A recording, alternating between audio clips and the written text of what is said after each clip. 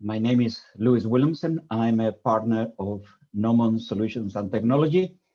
This is a company currently based in Spain, where we have partnership agreements with several mobile phone operators in Spain, Britain, Colombia, Brazil, and Chile. And we process that data in order to deliver trip matrices and other indicators. I'm going to touch only 4 topics of my paper. A few comments on old data and new data sources, the role of analytics in delivering the quality of the final product. What are the requirements for modeling? This is the center of my interest, because essentially I am a modeler, not a big data guy. And finally, I will try to produce some recommendations and conclusions at the end of the presentation. As we have already mentioned, I mean, we use data. We are quite heavy consumers of data, in particular for the purpose of transport planning and modeling, regional plans, and the obtention of evaluation for transport concession studies, and many other sources. But today we are concentrating on modeling. And the problem with conventional data collection is that actually it's not very good. And the practitioners will tell you that. The current method we use, or the data we get from the current method we use, is not particularly good. It's a mixture of different types of surveys on different days, sometimes different months, sometimes even different years. A very small sample, which is assumed to represent an average day of a neutral month. We don't know exactly why is it that that's what we want, but this is what we ask for in general. It's very expensive, and the quality is not always good. Actually, very often it's not very good. Moreover, we are facing resistance. People don't want to answer yet another questionnaire anymore. And the main problem with that is not non-response. Non-response is okay, we can compensate for that. But the main problem is when people simplify the answers. They tell us, no, I only went to work and came back. I didn't do anything else. Simply because they don't want to answer what they know is going to be 3 or 4 or 5 additional questions about the journey, mode of transport, how much time, how much it costs, and so on. They simplify reality for us, when actually we are the guys who should be simplifying reality, not the respondent. So this data has error, has probably a sample bias that sometimes we can compensate, and certainly takes a long time and a lot of the budget of a study to get to that particular end result. But we're now interested in new data sources, in particular mobile phone data, which comes in 2 forms. One is the interaction between the mobile phone and the network, the BTS, or the apps and app aggregators that use location-based services, which also provide breadcrumbs, digital traces about movement. Smart cards, as we heard at the beginning, these have been used for several years now, has some limitation, also has errors, but you can compensate for those. Data comes also from GPS navigation devices that drivers and vehicles have, and they create useful data, in particular about vehicle movements, where the first 3 groups provide data about people movement. And finally, there are some sensors in the system that provide additional data. All of these digital traces are useful, or most of them are useful. I would say most of them are useful. And they are actually in current use, commercial use, at least in 3 countries, and there may be more. Certainly in the US, in Spain, and the United Kingdom. This is, no, I wouldn't say normal practice, but actually is quite significant part of the practice of transport modeling using these type of data sources. In other countries, they are being piloted, they're being studied, they're being checked for how reliable they can be. My main focus, because it's the main focus of my company, Nommon, is on mobile phone data, because it's the only one that produces door-to-door traces. You can follow people from the beginning of the trip to the end of the trip, not just a particular mode or a particular section of the trip. And they can, as I mentioned, come from apps or come from the network, the interaction with the network. And the key element in this interaction, whatever the source of this, is to identify where people stay for a particular length of time, and we assume that they are undertaking an activity there. And then the first processing of this data is to identify these stays, these dwell times. And then we connect them with trips and tours to complete the origin to destination displacement with stops and activities in between. And the picture on the right, which is already in the paper, shows you some idea of the sample size that you can get. This is with the operator that we partner in Spain, which is Orange. And we get some very decent sample, at least an order of magnitude bigger than what you can get from a household survey. Now, we must realize that all of these data needs processing, cleaning, compensating for biases, expanding. That happens with the conventional data collection and happens with the new sources of data. Both of them are processed and cleaned and improved upon, and very often blended with other data. That certainly is the case when we use any classic data collection method for developing a model. The model uses a blend of all these data sources: household surveys, intercept surveys, travel times, and so on. So the processing is key. However, mobile phone data, either from apps or from the network interactions, have limitations. And this is important to realize from the beginning. They do not provide some key data that we are used to require. For example, it doesn't tell us anything about vehicle ownership or driving license available, holding. Only a few activities and trip purposes can be identified, and the number can be in one hand. In fact, the 5 fingers in one hand is about the number of activities that we can spot. And certainly doesn't help with any subjective information like values of time or attitudinal service, state of preference service that we use in our cases. There are some ways around this, but is very limited in that respect. And in general terms, this spatial geographic resolution that network data provides is only a cell. It is not particularly accurate or precise. And apps have a different problem. They are much more precise in terms of the geographic location, but there are interruptions in it. And it's very difficult to patch up all these interruptions in it. And moreover, there are bias in the sample, which are also very difficult to correct. These difficulties makes it general practice that is very difficult to discriminate modes of transport. It's very difficult to tell a trip in a bus from a trip in a motorcycle, for example. Although in principle, it should be easier, but in practice, it is not.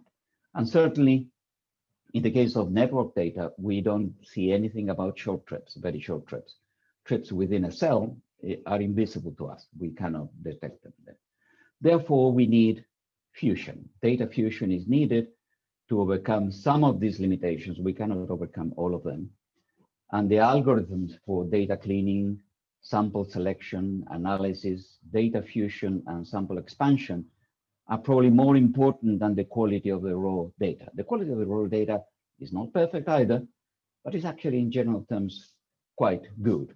So it's very important when we discuss big data to distinguish what is it, the type of data we're talking about. Are we talking about the raw data that comes from apps or mobile phones, or the processed data that may come from companies like Nommon or mobile phone operators, which also provide this type of data as well? So we have a general approach which blends, combines different sources of data which are there, and then process it. And the key processing element in my mind are the algorithms for the detection of activities, stays, dwell times, and trips, or linked trips, which will make tours. And then, of course, the expansion of this sample in order to produce the mobility indicators that we need. We're going to say a bit more about that in a minute. So data fusion is, in my view, in our view of our company, critical to make good use of mobile phone data. I don't think you can do it without that. There is some essential context data that provide context to the data. So this is census data, about the sort of things that we know, where people live, what type of people live in each particular census tract. Map data, very important to snap routes to the maps to know that people are moving through viable elements of the network. Land use data is very desirable. Point of interest is very desirable as well to know whether this is a logistics center or another type of stadia, another type of possible potential destination for a stay. There are, however, no good standard data fusion solutions there. You have to improvise depending on what is available to use for data fusion. Maybe traffic counts are always available in general terms. Some of them are even classified. Those are very good. Public transport smart card data sometimes is available. Not everybody uses smart card, but ticketing and service data in general tend to be available. Old surveys, household travel surveys or intercept surveys, even if they're old, they can provide some idea of some of the trip purposes that we cannot normally identify from mobile phone data as well. Tourist data is important. I mean, the main part of our work is in Spain, where tourists are a very important part of the economy, and how they move, where they go is also very important, and we use that information as well. And sometimes, some clients, we tend to work a lot for toll roads, for example, or toll road bidders or toll road operations, and they have additional data that we can use in order to provide a good trip metrics. This is just an example. This is also in the paper showing what are the traces where you can follow a trip between the suburbs, the outskirts of Madrid to Barcelona, using both a combination of CDRs, called detailed records, probe data, which is in black, and map data, because these data are being snapped onto a map in order to follow the trajectory through the system. As I said before, the steps that are used to determine the final output are very critical. Not so much the first few, but what comes next, which is cleaning and error correction, is important. And errors come from all sources, from the CDR, they come from the location of the cells, from the location of antennas, and so on. And then there's the analytics for modeling and expansion of these data, having identified activities on trip, and produce the indicators that we're looking for. And at this stage of applications, it's very important that this data is validated. This is an example I like because it's from a country I come from Chile, although I don't come from Santiago. It's a comparison of the household travel survey for Santiago at the time. This was done about 4 years ago. Compare with what the mobile phone data in Santiago delivered. And here the color blue represents the absence of data, no observations, and the color red is the maximum number of observations. And this is the sort of aggregated trip matrix of 45 by 45 that you will get in Santiago from household survey, and this is what you will get from mobile phone data. So there are no zeros here, and there is generally a good match between the rather darker colors and of blue and green, with the green colors here, which reflect observations of a larger number. The larger number of trips are intrazonal trips because these are aggregated. These zones are much bigger than the cells in the system in Santiago. There are other ways of validating data. These are mentioned in the paper as well, but we think this is very important when you deliver data to a client, that you actually deliver also some indicator of its validation, how reliable this data is likely to be. But as I said, I'm a modeler more than anything else. And I discovered many years ago that you could obtain trip metrics from mobile phone data. I obtained a sample of these data and failed completely to deliver the final product. I did not have the necessary tools to do that, where the big data guys in Nommon do. They can do that. But in my view as a modeler and planner, there are 3 main challenges to travel forecasting or travel forecasting. The first one is equity issues. Who wins, who loses? equity issues both today and in the future. Are we making life more difficult? I mean, are we creating environmental problems for future generations? That's a significant challenge, and mobile phone data can help a little bit on that. Secondly, we are now being challenged with new mobility technologies like scooters or mobility as a service, and eventually autonomous vehicles. But probably the main challenge in a year of a pandemic is uncertainty. Uncertainty existed before COVID-19, but it has been very clear now that we can no longer ignore it in our projections in the same way as we were ignoring it 10 years ago. And mobile phone data can help in providing a better identification of who is impacted by investment, who wins and who loses, because we have a richer way of treating that. We can also support new models that the new technologies require, because the big challenge to modeling in that sense is that aggregate models are not very good at dealing with the new technologies. In fact, they are not good at all dealing with the new technologies. And to support better decision making. I'm going to comment on these two issues. The new mobility service. Luis? 5 minutes. Would you be able to wrap it up in 5 minutes? Yes, I will. Thank you. Aggregate models can only provide a coarse simplification because these new services are all demand responsive services, and that requires an allocation of vehicles to users, which aggregate models cannot do. And this in turn requires creating a synthetic population that travels and which has to be served by these new modes, or some of them. ITF has done extraordinarily good work with shared mobility using agent-based models in several countries, including Helsinki, Dublin, Lisbon was the first one. Mobile phone data provides a much larger sample than household surveys, but has a more limited set of activities identified. So developing an optimal combination of these two data sources, household travel surveys, mobile data, mobile phone data, and other sources is one of the key challenges to successful modeling in the future. Uncertainty is a problem. We should deal with the fact that the future is not forecastable as we pretended it was. Therefore, we should plan for decisions that can be adapted. Plans and projects that are flexible and can be adapted as conditions change. Therefore, it's important to detect when conditions are changing. And several countries have been doing this during the pandemic, in fact, detecting how different measures of restraint operate and how successful they are.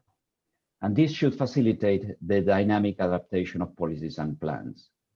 So I finish with recommendations for the general type of models. I think I may be accused of being over-optimistic, but I think that mobile phone data offers a significant opportunity to improve modeling and in particular decision-making. The main reason why we do modeling is to improve decision-making, not for the sake of it. However, on their own, they cannot provide all the answers we need, all the data we need. So data fusion is very important. We need also better practical guidance on the use of that type of data, emphasizing the role of data fusion and the validation of the results. We need also research into new cost-effective combinations of all the new data sources. And I think Viviana, during the introductions, mentioned that this was being researched at the moment in Chile as well. This combination will be critical, this combination of new and old data sources, to create synthetic populations and agent-based models, which we need for the new mobility systems. And early detection of changes in trends is also a key contribution to flexible, adaptable decision-making in the face of uncertainty. Mobile phone data, at last, and this is my last comment, can also help in to learn from natural experiments. And I wouldn't call COVID-19 a natural experiment, but certainly is an experiment. And we should learn from these, thanks to the fact that we can track this movement using mobile phone data. Thank you very much.